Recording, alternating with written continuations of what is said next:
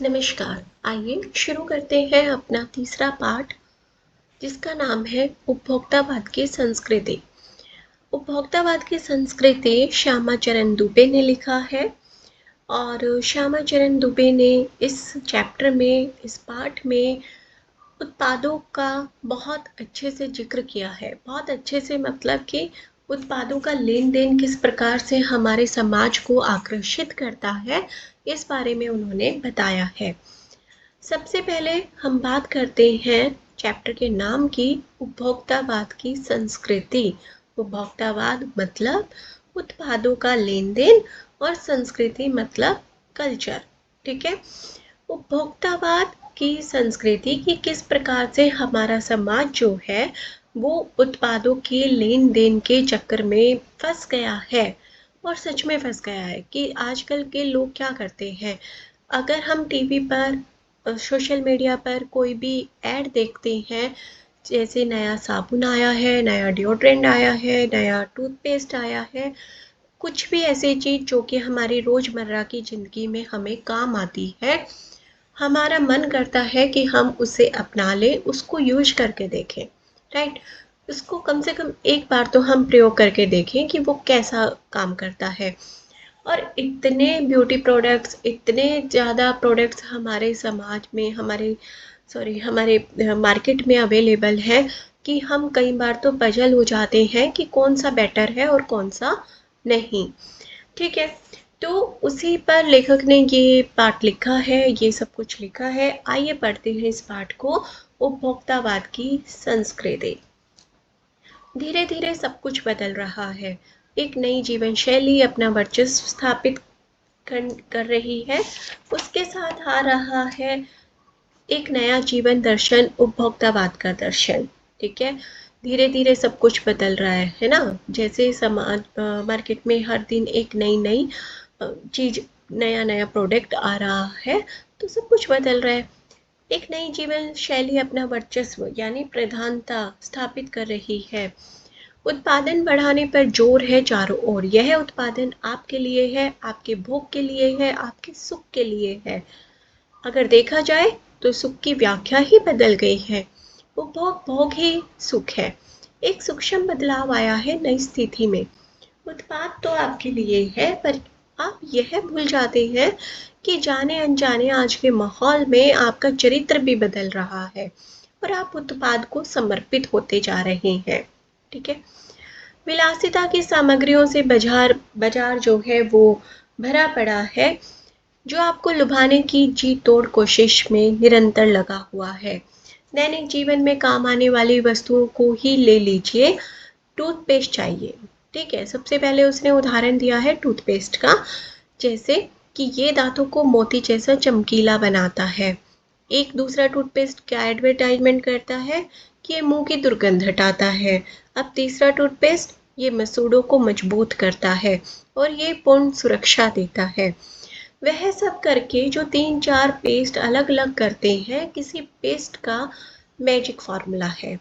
कोई बबूल या नीम के गुणों से भरपूर है, कोई ऋषि मुनियों द्वारा स्वीकृत तथा मान्य वनस्पति और खनिज तत्वों के मिश्रण से बना है। जो चाहे चुन लीजिए। यदि पेस्ट, अभी लेखक ने जिक्र किया कि बाजार में इतने सारे पेस्ट आ गए हैं कि कोई आपके मसूड़े मजबूत बनाता है, कोई आपकी मुंह की दुर्गंध दूर करता है। ठीक है। कोई आपके दांतों को मोती जैसा चमकीला बना देता है, कोई बबूल का है और कोई नीम का है। ठीक है। तो अलग अलग तरह की एडवर्टाइजमेंट हमें हर रोज देखने को मिलती है। अगर हमने अच्छा पेस्ट खरीदा है तो ब्रश भी अच्छा होना चाहिए। उसका आकार, रंग, बनावट, पहुंच और सफाई की क्षमता भी अलग अलग, एक से बढ़कर एक। मुंह की दुर्गंध से बचने के लिए माउथ वॉश भी होना चाहिए। भाई अभी आपने पेस्ट खरीद लिया, ब्रश खरीद लिया, आजकल तो डिजिटल ब्रश भी आने लगे, इलेक्ट्रिक ब्रश भी आने लगे हैं। तो आपने पेस्ट खरीद लिया, ब्रश खरीद लिया, लेकिन अभी माउथ वॉश भी तो चाहिए, है ना। कहीं ना कहीं रहता है कि नहीं, स्मेल रह गई, बाहर हम जाएंगे तो स्मेल आएगी, तो हमें माउथ वॉश भी चाहिए। और इस प्रकार हमारी सोचें और भी लंबी हो जाती है। पर इतनी चीज़ों का ही बिल काफ़ी बड़ा हो जाएगा, क्योंकि आप शायद बहुविज्ञापित और कीमती ब्रांड खरीदना ही पसंद करेंगे, राइट?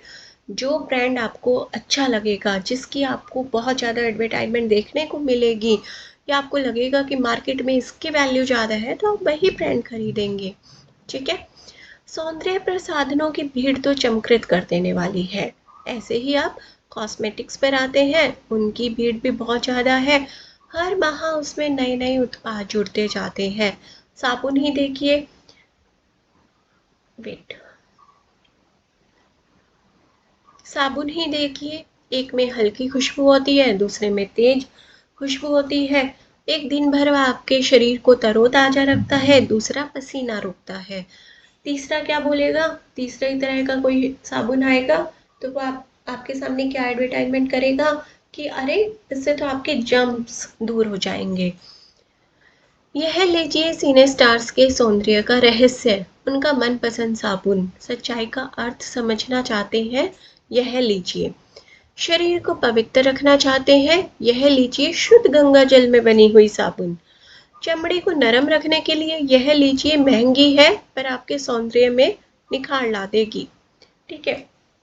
मतलब इस तरह से इतने सारे साबुन मार्केट में अवेलेबल होते हैं कि आप पजल हो जाते हैं कि जम्स वाला लें, तेज खुशबू वाला लें, कम खुशबू वाला लें, कौन सा साबुन लें, ठीक है?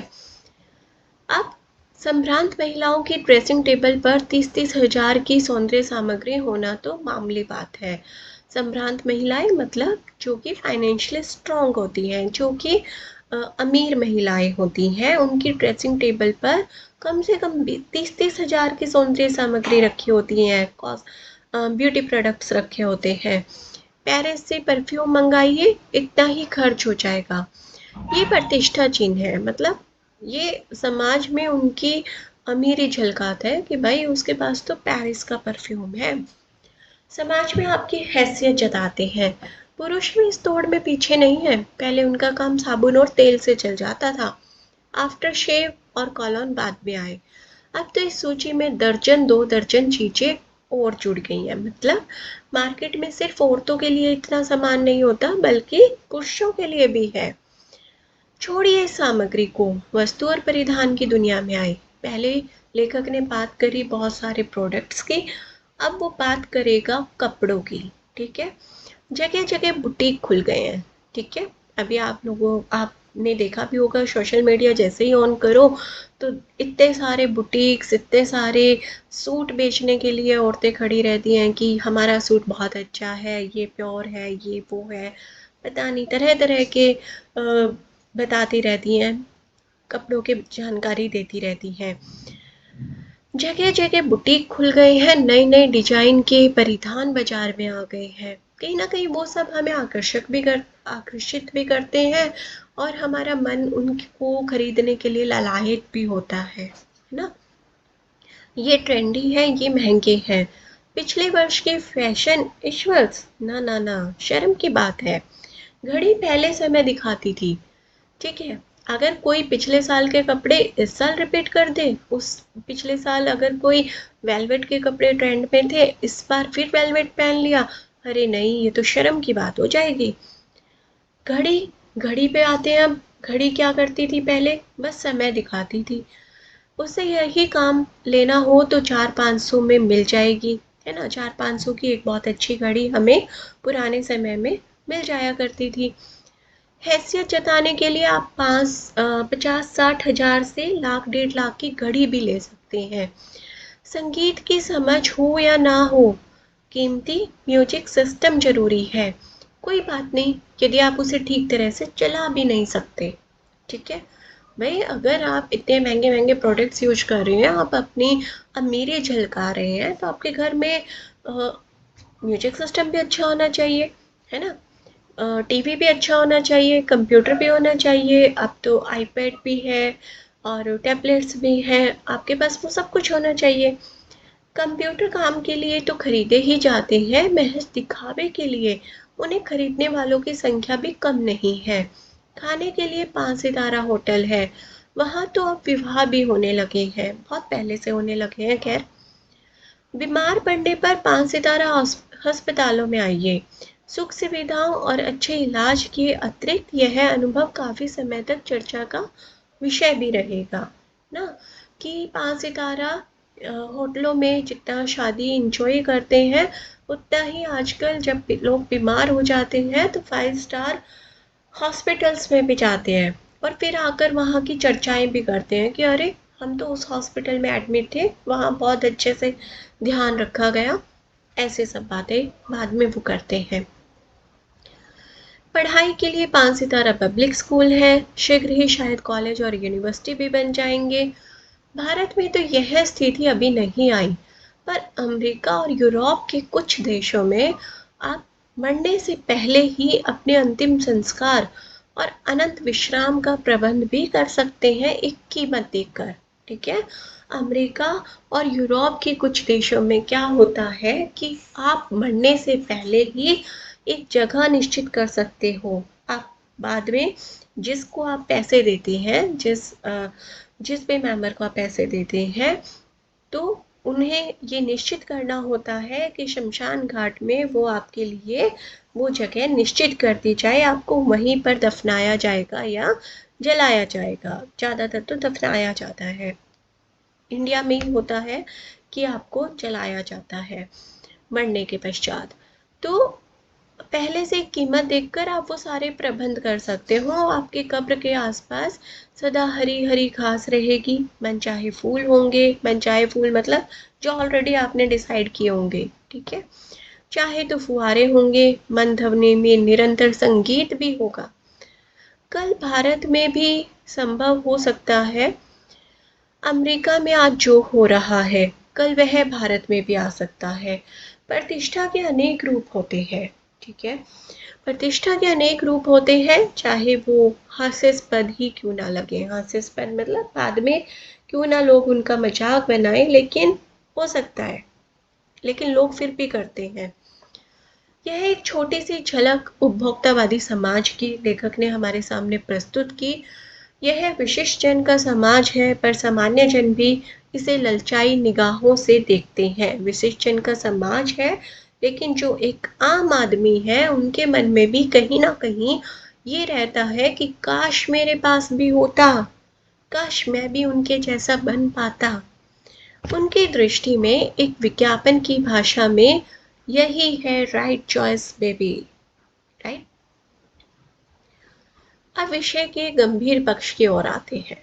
अभी तक तो लेखक सिर्फ नॉर्मल बात कर रहा था कि लोग ऐसे ऐसे ऐसे ऐसे करते हैं, सामानों के प्रति आकर्षित हो जाते हैं।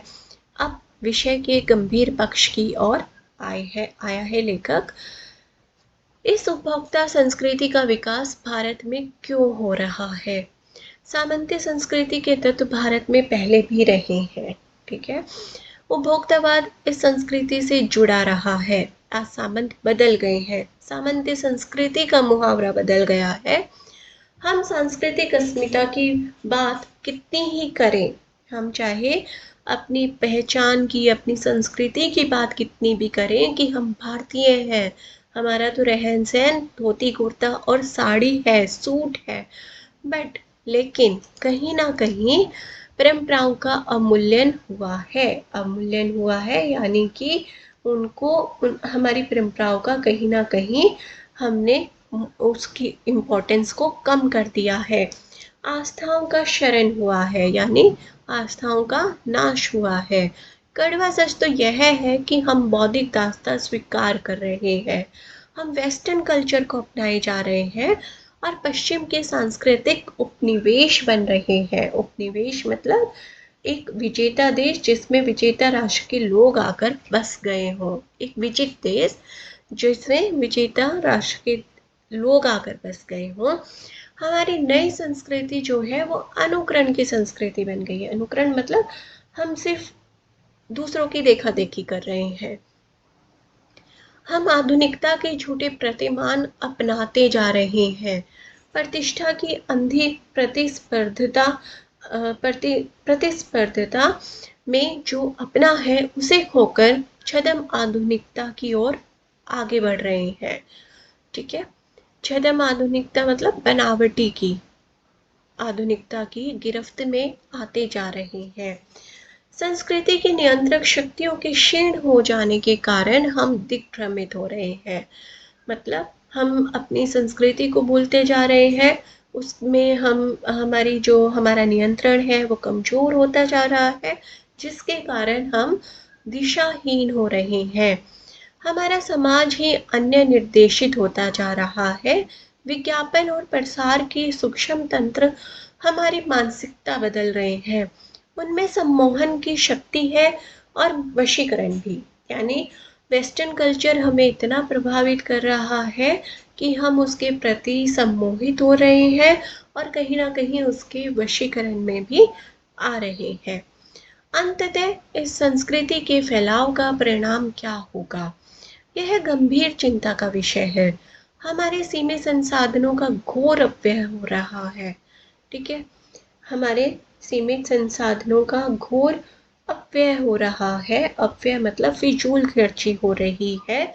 जीवन की गुणवत्ता आलू के चिप्स से नहीं सुधरती, न ही बहुविज्ञापित शीतल पेय से, भले ही वे अंतरराष्ट्रीय हो। पिज्जा और बर्गर कितने ही आधुनिक हो, वे कूड़ा खाद्य ही है। समाज में वर्गों की दूरी बढ़ रही है, सामाजिक सरोकारों में कमी आ रही है और जीवन स्तर का यह बढ़ता अंतर जो है वो आक्रोश और अशांति को जन्म दे रहा है। जैसे जैसे दिखावे की यह संस्कृति फैलेगी, सामाजिक अशांति भी बढ़ेगी। हमारी सांस्कृतिक अस्मिता का ह्रास तो हो ही रहा है, हमारे कल्चर की पहचान का नाश तो हो ही रहा है। हम लक्ष्य भ्रम से भी पीड़ित हो गए हैं। हमारा क्या लक्ष्य है हम वो भी नहीं समझ पा रहे। विकास के विराट उद्देश्य पीछे हट रहे हैं। हम झूठी तुष्टि के तात्कालिक लक्ष्यों का पीछा कर रहे हैं। मर्यादाएं टूट रही है, नैतिक मानदंड ढीले पड़ रहे हैं और व्यक्ति केंद्रिकता बढ़ रही है। ठीक है, हमारी नैतिक मानदंड, हमारी मॉरल वैल्यू कम होती जा रही हैं, हमारी मर्यादा टूटती जा रही है और इंडिविजुअलिटी हमारी बढ़ती जा रही है। ठीक है, स्वार्थ परमार्थ पर हावी हो रहा है, भोग की आकांक्षाएं आसमान को छू रही है। किस बिंदु पर रुकेगी यह दौड़ कोई नहीं बता सकता। गांधी जी ने कहा था कि हम स्वस्थ सांस्कृतिक प्रभावों के लिए अपने दरवाजे खिड़की खुले रखें, पर अपनी बुनियाद पर कायम रहें। गांधी जी ने हमें बोला था कि स्वस्थ सांस्कृतिक प्रभावों के लिए हमें अपने खिड़की दरवाजे खुले रखने हैं, लेकिन अपनी बुनियाद नहीं भूलनी है कभी भी। उपभोक्ता संस्कृति हमारी सामाजिक नींव को हिला रही है। यह एक बहुत बड़ा खतरा है भविष्य के लिए भी और हमारे लिए भी ये एक बड़ी चुनौती है। ठीक है, उम्मीद करती हूँ चैप्टर समझ आया होगा। लेखक ने बस इस चैप्टर के माध्यम से ये हमें समझाने की कोशिश की है कि हम उत्पादों के प्रति जितना हम लगाव और तेजी से हम उसके वशीकरण में आ रहे हैं, हमें अपनी भारतीय संस्कृति को नहीं भूलना चाहिए। ठीक है, आइए अब इसके प्रश्न उत्तर कर लेते हैं। लेखक के अनुसार जीवन में सुख से क्या अभिप्राय है? लेखक के अनुसार आज की उपभोक्तावादी संस्कृति में सुख का अभिप्राय है उत्पादों का अधिक से अधिक उपयोग करना, क्योंकि लोगों को लगता है कि अगर वो उत्पादों का अधिक से अधिक उपयोग कर रहे हैं तो वो एक सुखमय जीवन जी रहे हैं। ठीक है, दूसरा प्रश्न, आज की उपभोक्तावादी संस्कृति हमारे जीवन को किस प्रकार प्रभावित कर रही है? आज की उपभोक्तावादी संस्कृति हमारे दैनिक जीवन को बुरी तरह प्रभावित कर रही है। लोग विज्ञापन की चमक दमक देखकर वस्तुएं खरीदते हैं, उनकी गुणवत्ता की ओर उनका कोई ध्यान नहीं जाता। बस उन्हें लगा कि आजकल ये ब्रांड बहुत अच्छा चल रहा है तो वो खरीद लेते हैं। हो सकता है कई बार किसी की स्किन के अकॉर्डिंग या किसी की स्किन के अकॉर्डिंग वो सूट ना करे उसे, और फिर बाद में उसे वो पछताना पड़े कि अरे ये तो मेरे स्किन के अकॉर्डिंग सही नहीं था। तो उसे फिर नुकसान ही होता है ना कि उसके तो पैसे बर्बाद हो गए। फिर उसे लगेगा कि फिर उसे समझ आएगी कि उसे अपनी बॉडी के अकॉर्डिंग, स्किन के अकॉर्डिंग ही उत्पाद खरीदने चाहिए ना। समाज के जो समृद्ध वर्ग से आम आदमी की होड़ करता हुआ दिखाई देता है। समाज में क्या होता है कि जो एक समृद्ध वर्ग है, आम आदमी भी सोचता है कि मुझे उनके जैसा बनना है, उनकी होड़ करनी है, और फलस्वरूप क्या होता है, परंपराओं में गिरावट आती है, कहीं ना कहीं हमारी नैतिक मूल्य कमजोर हो जाते हैं। प्रश्न नंबर 3,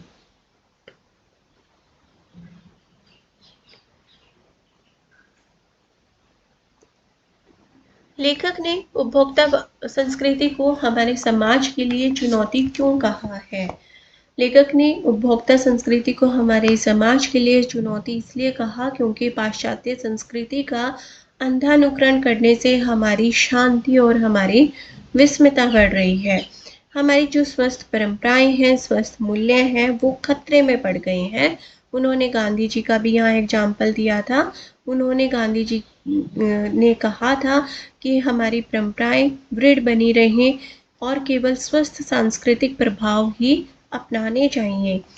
हमें बिना सोचे समझे विदेशी संस्कृति का अनुकरण नहीं करना चाहिए, अन्यथा हमारा समाज जो है वो पथभ्रष्ट हो जाएगा, रास्ते से दूर हो जाएगा। आशय स्पष्ट कीजिए।